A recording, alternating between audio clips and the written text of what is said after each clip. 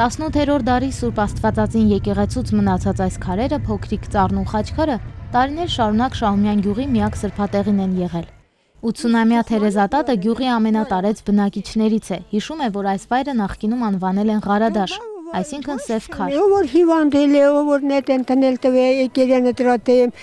մատաղենար է, փարատվել են այնտեղ որ ծառ կային, ծառը չուր են կախե,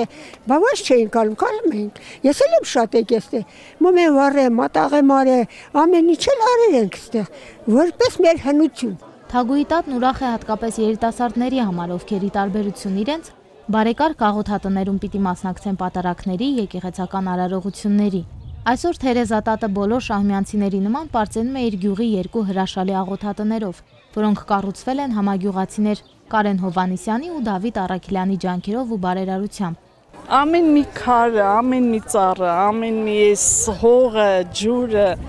ամեն ինչը մեզ համար մեծ բան է։ Այսինքն ես հպարտանում եմ մեր գյուղով, հպարտանում եմ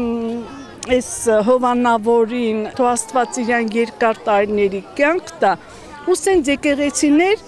շատ կառուցի։ Կատարեցի իմ երազանքը եւ ուրախ եմ, որ հենց թուխ մանուկ այս մատուռը, որովհետեւ ծերունիները պատում են, որ այս թուխ մանուկը իրանց համար բուժիչ դեր էր կատարում։ Սուրբ Աստվածածին եկեղեցին օծվել է 2010 թվականին։ Եկեղեցունքից կառուցվել է հովատուն, բարեկարգվել է 5000 քառակուսի մետր տարածքը։ Բարերարի ընկերը Ռուսաստանաբնակ գործարար Դավիթ Առաքելյանը օծման օրը մասնակցելով նորակառույց եկեղեցու մատուցված պատարակին ուխտել է Ղարադաշի կամ ինչպես ժողովուրդն է անվանել թուխմանուկի տեղում մատուռ կառուցել եւ կարճ ժամանակում իրականացրել է խոստումը։ Հուլիսի 22-ին մատուռի օծման արարողությանը մասնակցում էր ողջ գյուղը։ Նրանց ուրախությունը կիսելու էին եկել նաեւ հարակից գյուղերի բնակիչները։ Մատուռի խաչն օծեց Հայաստանի Հանրապետության զինված ուժերի հոգևոր առաջնորդ Տեր Վրդանես եպիսկոպոս Աբրահամյանը։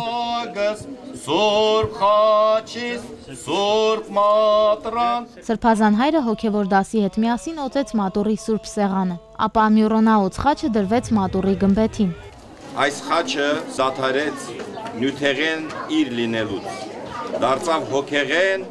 մերոնի օրտնությամբ և մերոնի օծմամբ դարձավ հրկության զենք, ուստի արդեն նա երկրպագելի է։